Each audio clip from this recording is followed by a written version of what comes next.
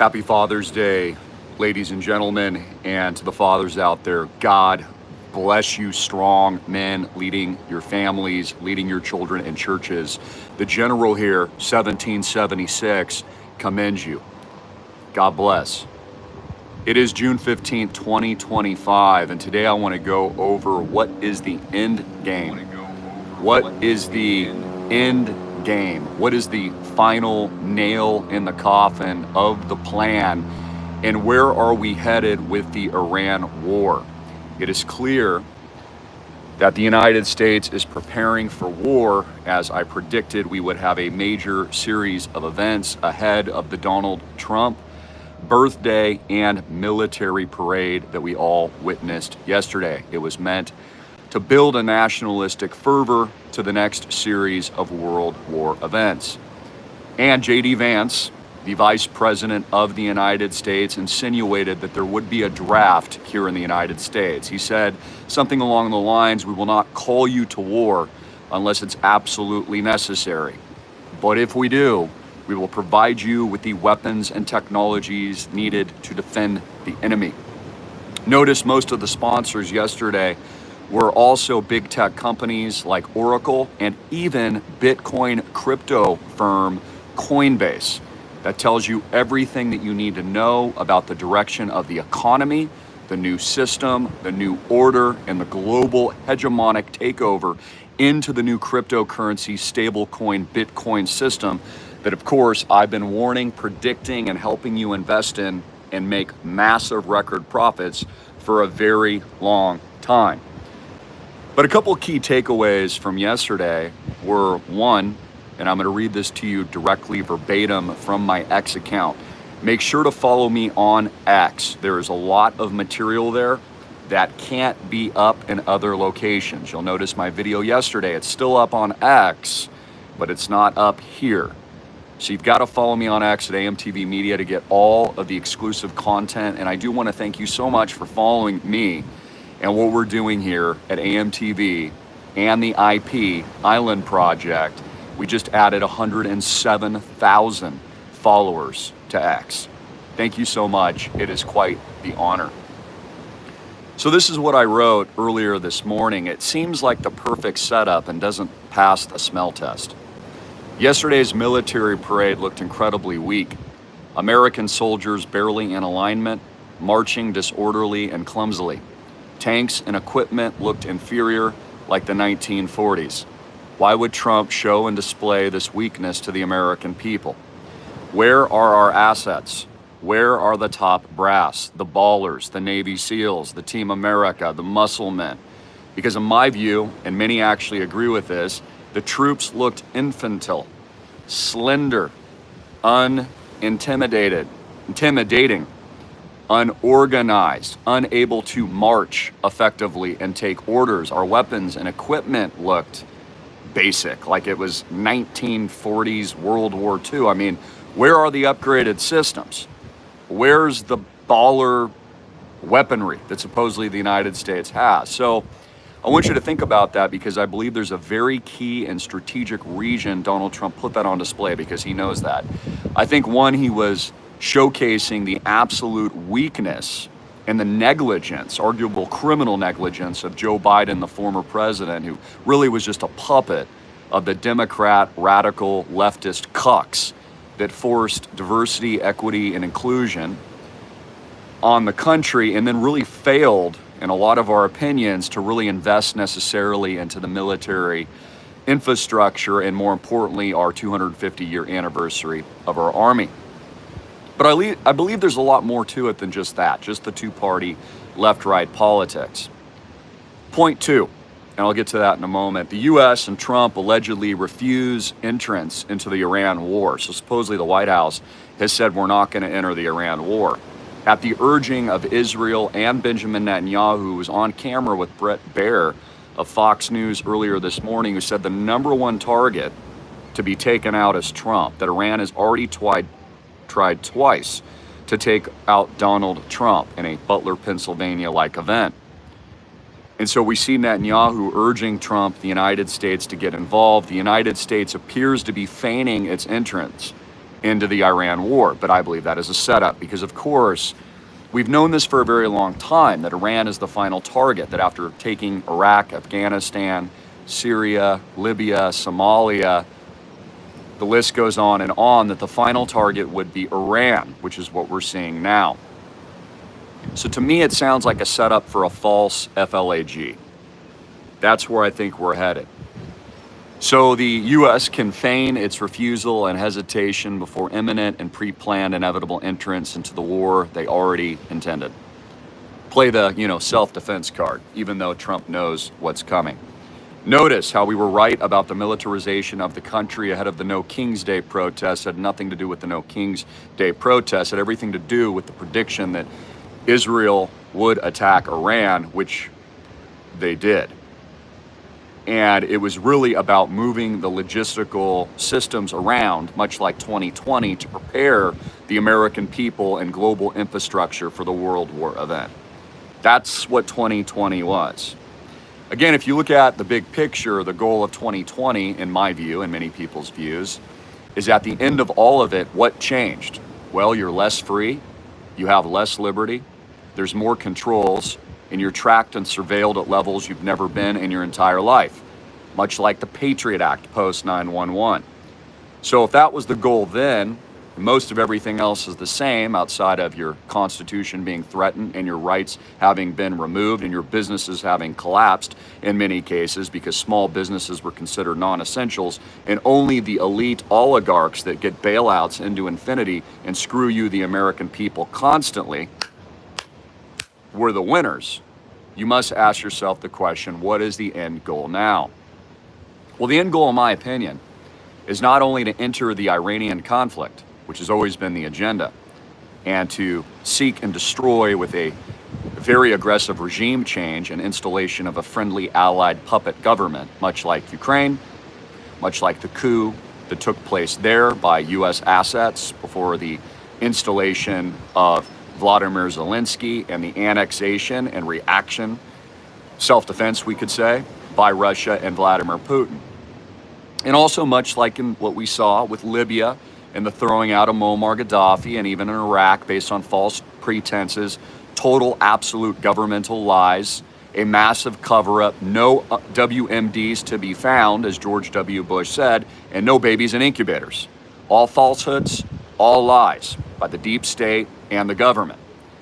So again, what's the agenda now? That's the question you need to understand. Well, the agenda now, as you know, and as I have prepared you for, is not only the greatest wealth transfer in world history. To bankrupt the middle class, transfer the wealth into the new system, the hands of the elites, reset the collapsed hyperinflationary debt dollar into a USD stablecoin system, which is all being actively worked on now. But it's even much bigger than that. What is happening and what is being rolled out worldwide in what is truly the global agenda, the hegemonic new order, is the building of a new empire. That empire will include not just the continental United States, but also Canada and Greenland. Two acquisitions that Donald Trump has been very vocal about, both administrations, and is working to take on now.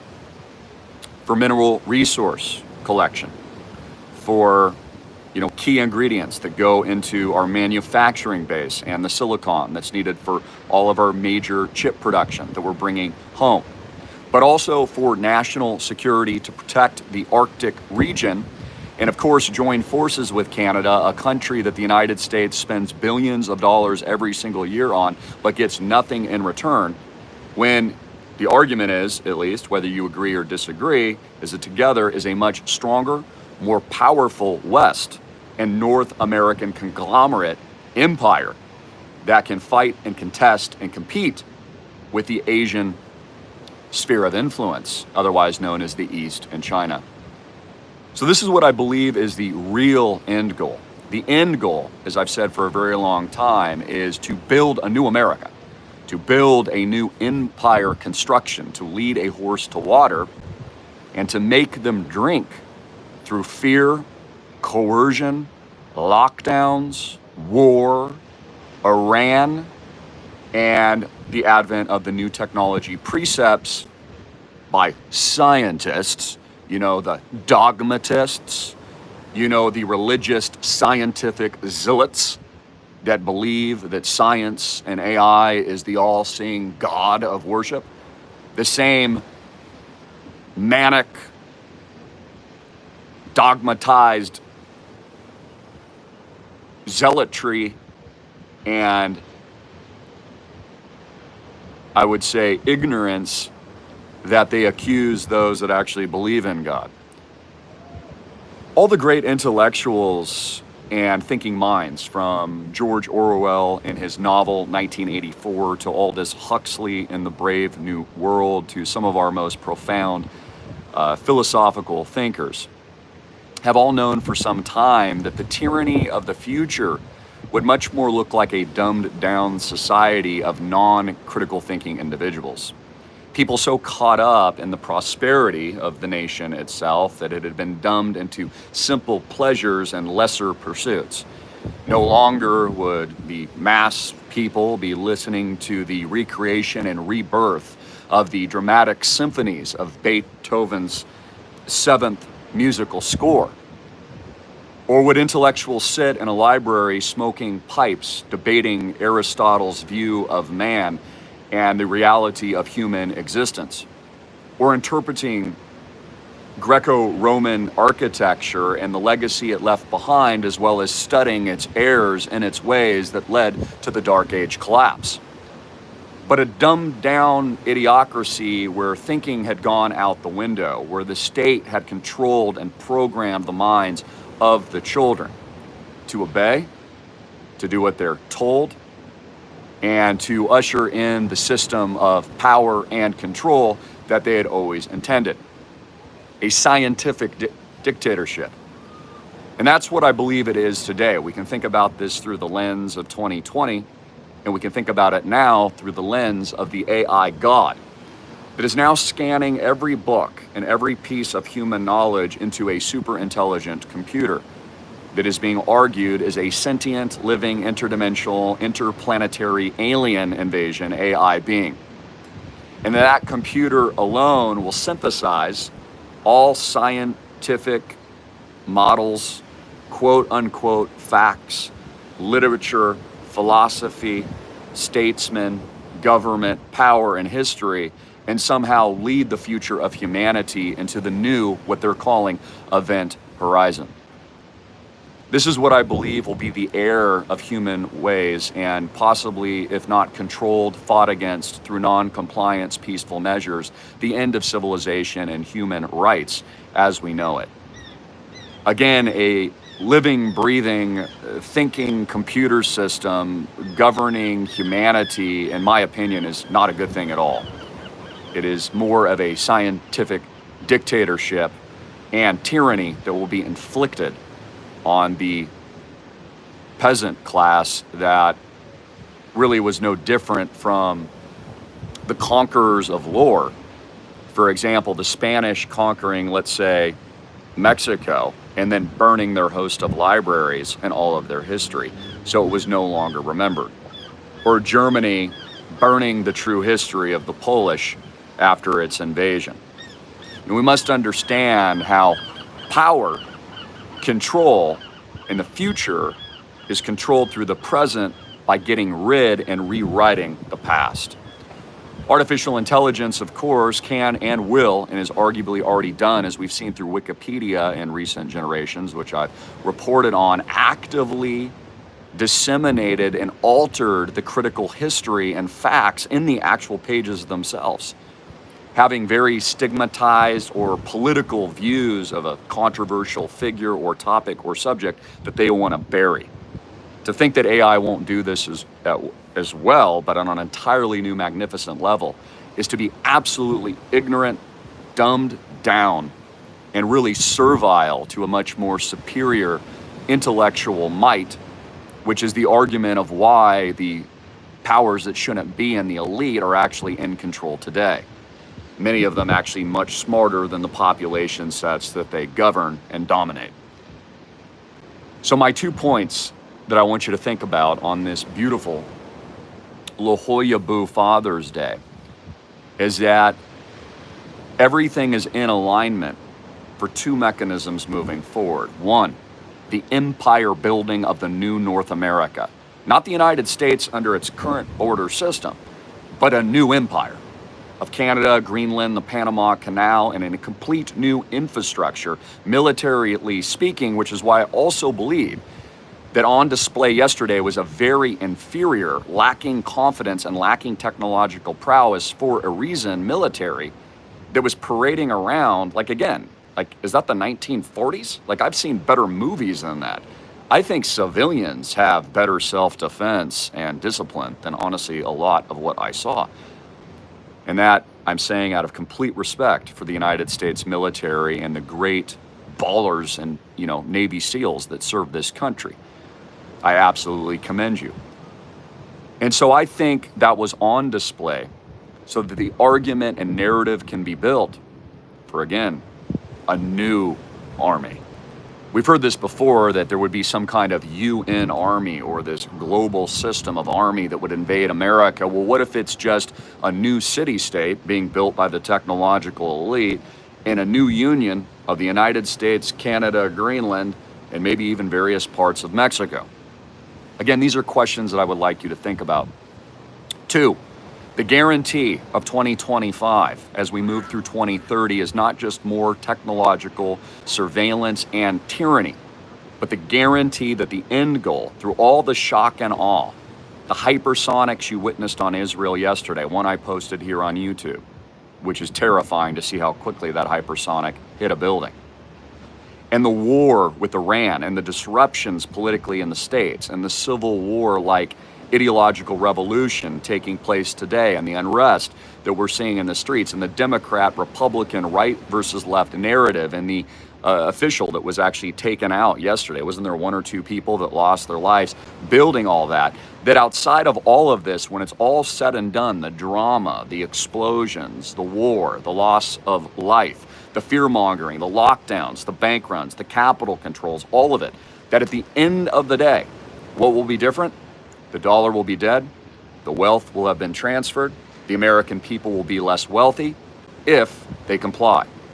If you're not in real assets, if you don't own gold and silver, if you've not joined like minds and positive forces and God first, faith first individuals like myself and my father, happy Father's Day, Papa John, and others like here at the Digital Noah's Ark and islandproject.com.